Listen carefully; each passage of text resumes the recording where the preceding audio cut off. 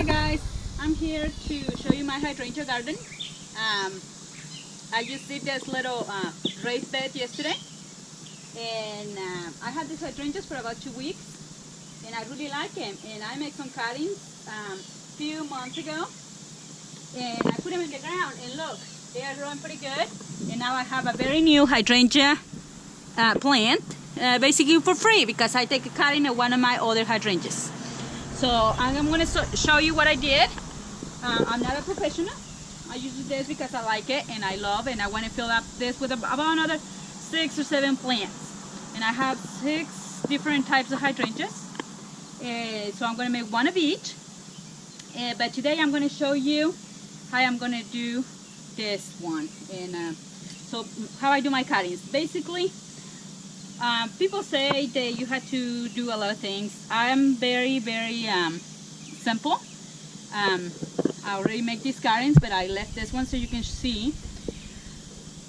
I make mine real small. I cut first I cut the flower. I use this, the flower is already dead, so I'm not going to be using that for anything. So I'm just going to cut that off and cut this whole stem in half. About right here.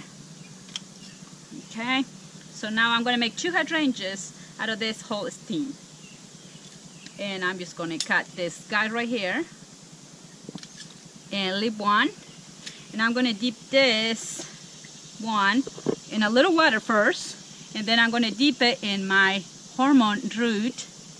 And this worked for me. There is a lot of stuff that you can use, but I always use this, and it works very good. So I'm just going to go like this, about this much. Make sure that you have the bottom real full. And I'm going to make a little hole right here.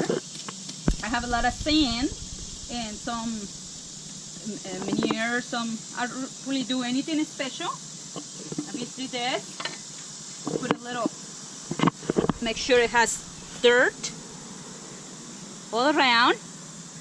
And when I get all done, I just water it completely. I'm going to do another one, and then we water them. So I'm just going to go here, take this off, one more, and we just leave this little one so I can get some sun. And again, we're going to dip it in the water, real good. And then we're going to dip it in the hormone root.